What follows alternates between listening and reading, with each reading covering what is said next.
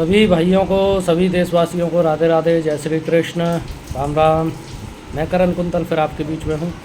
और साथियों, हम आपको अपनी इस वीडियो सीरीज़ में जाट इतिहास पुस्तक, जिसके लेखक हैं ठाकुर देशराज जगीना भरतपुर, ये पुस्तक आपको अपनी वीडियोज़ के माध्यम से सुना रहे हैं। उसका 5वां भाग है ये वीडियोज़ का हमारी का।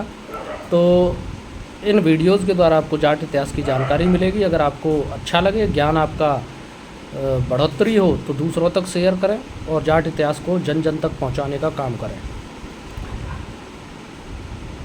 तो आगे की कहानी है दोस्तों। लेखक कह रहे हैं कि कैंची द्वीप जो द्युतिमान को मिला था, वह भूभाग हो सकता है जिसमें श्याम, चीन, कंबोडिया, मलाया आदि प्रदेश अब स्थित हैं। यहाँ रुद्र की पूजा पुराण में होना बताई गई है। यहाँ रुद्र को तिग्मी कहा जाता था। कुशद्वीप यह ज्योतिषमान को मिला था। आज इस भूभाग को किस नाम से पुकारें तथा यह कहाँ पर था, यह पता पुराणों के वर्णन में कुछ भी नहीं मिलता है। इसमें एक मंदराचल पहाड़ का वर्णन है। कल्पना से यह वही पहाड़ हो सकता है जिसे सूर्यास्त का पहाड़ कहा करते हैं। तब तो इस द्वीप का भूभाग अमेरिका के सन्निकट रहा होगा। लेकिन ऐतिहासिकों ने केवल साक द्वीप की खोज दिलचस्पी के साथ की है, अथवा यह कहना चाहिए कि वे यहीं तक खोज करने में सफल हुए। इन समस्त द्वीपों में जम्बू द्वीप का सबसे बड़ा था। यदि पुष्कर को भी उसी का एक भाग मान लें तो फिर 6 द्वीप रह जाते हैं। जैन ग्रंथ इन द्वीपों की संख्या 16 तक मानते हैं। एक जैन हरिवंश पुराण में जम्बू द्वीप का इस तरह वर्णन है। लवड़ समुद्र तक है। बीच में इसके सुमेर पर्वत है। इसमें 7 क्षेत्र देश आवर्त हैं। 6 कुल पर्वत, 14 महानदी। पहला क्षेत्र भारतवर्ष सुमेर की दक्षिण दिशा में है। दूसरा हेमवत, तीसरा विदेह, चौथा हरि, 5वां रम्यक, छठा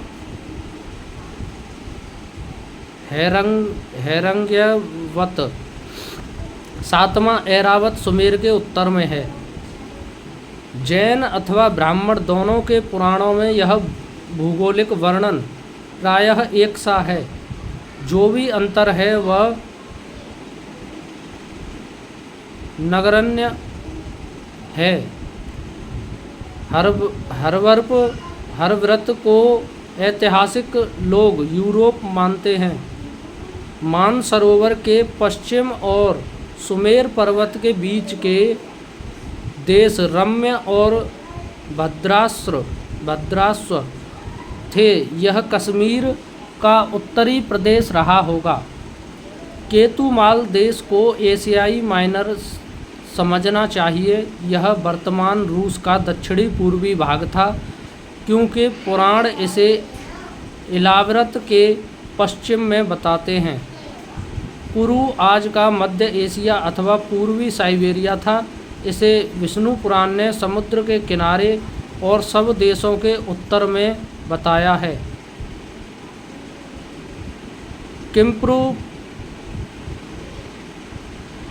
किम्पुरूप वर्प तातारियों का देश समझना चाहिए। इसका पता उसी पुराण में भारत के उत्तर में सबसे पहले के स्थान में बताया है। इलाव्रत को सुमेर के चतुर्दिक फैला हुआ प्रदेश माना गया है। इसके संदर्भ हैं जैन हरिवंश पुराण संसर्ग 5, हिंदू पुराण 6, जैन हरिवंश पुराण, भारतवर्ष का इतिहास भाई परमानंद रचित प्रकरण 2, विष्णु पुराण अंश 2 अध्याय 1, ये इसके रेफरेंस हैं। अब चलते हैं अगले पेज पर।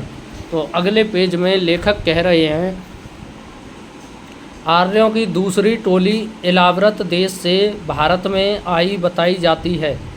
पुराणों में विश्ववान मनु का भी स्थान सुमेर पर्वत बताया जाता है, जो कि इलाव्रत के मध्य में कहा गया है।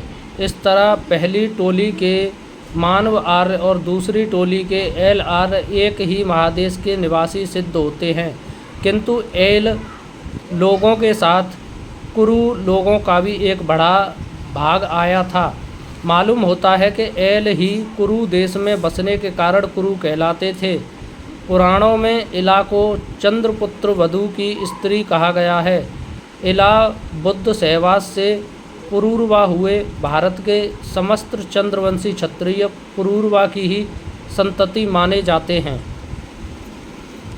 ठीक है जी दोस्तों, इन जानकारियों को आप याद रखें। भारत में आने के पश्चात भारत में कहाँ से और किस तरह आर्य लोग आए, यह तो ऊपर वर्णन किया जा चुका है।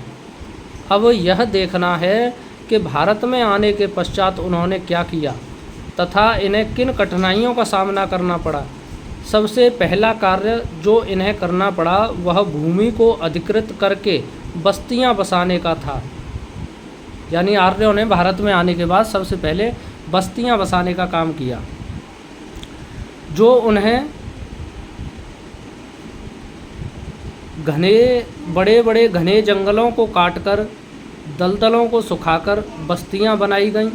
अनेक इतिहासकार मानते हैं कि आर्यों के भारत में आने पर उन्हें यहाँ की आदिम कौमों के साथ युद्ध करने पड़े। यही नहीं, पहले आए हुए लोगों को पीछे से आने वाले के साथ युद्ध करना पड़ा। ऋग्वेद में दारसाग्य युद्ध की चर्चा इतिहास वेदता मानकर उस युद्ध को चंद्रवंशी और सूर्यवंशियों का युद्ध मानते हैं। कारण के उस स्थल पर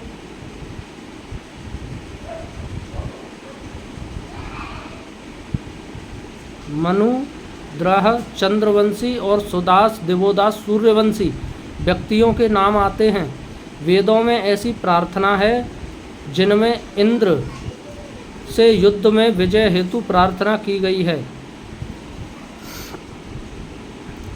योनो दास आर्यो वा पुरुष्टता देव इंद्र युदये चिकेतति। अर्थ, हे इंद्र, हमसे जो युद्ध करना चाहता हो वह दास हो, आर्य हो अथवा अदेव असुर हो, कोई हो, उसका नाश करो।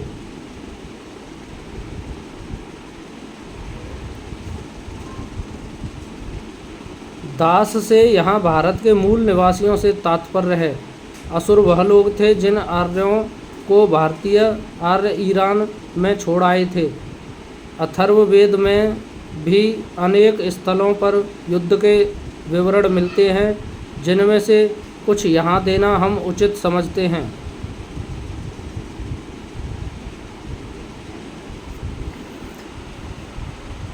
हत्वेनान प्रदह त्वरियो नः प्रतन्यते विव्यादाग्न्या वयम सपनान प्रदहामसि। अथर्ववेद संहिता सूक्त 1 और 27 शायद पेज होगा। यह आदिम लोग भी हमारे ख्याल से तो आ रही थे, जो जल प्रलय के समय यहाँ आ गए थे अथवा पहले से मौजूद थे। इसमें अनेक मत हैं। महाभारत मीमांसा सीपी वैद्य लिखित पृष्ठ 142 से 178 के बीच। तो अब नेक्स्ट पेज पे चलें दोस्तों। तो इस दूसरे वाले जो अथर्व वेद संहिता का एक श्लोक है, उसका जो अर्थ है वो मैं अब आपको पढ़कर सुना रहा हूँ। अग्नि के स्वभाव वाला तेजस्वी पुरुष इन शत्रुओं को मारे जो शत्रु सेना लेकर हमें विनाश करता है।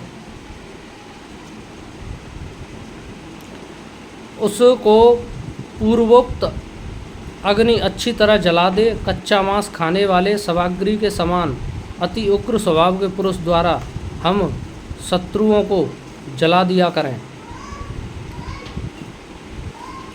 आगे है अग्नि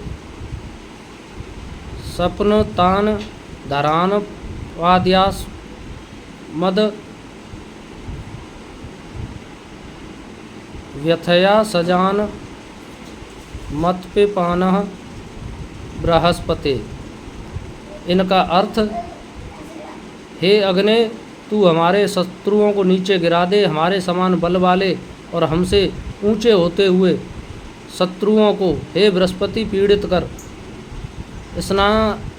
स्थानाभाव से ये थोड़े उदाहरण दिए जा रहे हैं, सो भी इसीलिए कि पाठकों को यह समझने में कोई कठिनाई न रहे कि भारत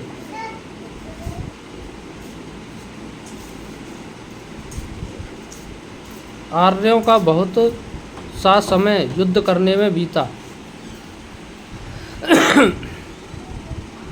अनेक संघर्ष और युद्धों के पश्चात मानव आर्य पूर्वोत्तर भारत में और एल आर्य पश्चिमोत्तर भारत में फैल गए। गंगा यमुना के द्वाबे और पंचनद की भूमि अधिकांश में एल आर्यों और सरयू हिमालय में तरेटी तथा विंध्याचल की समीपवर्ती उत्तरी भारत की भूमि मांत्र आर्यों के अधिकार में आ गई। मध्य भारत की भूमि वह लोग सिकुड़कर इकट्ठे हो गए जिन्हें आर्य अपने से अयोग्य समझते थे और जिन्हें इतिहासकार भारत के आदिम निवासी मानते हैं। मानव आर्यों ने जो पीछे से सूर्यवंशी कहलाने लगे, अयोध्या, मिथिला, काशी,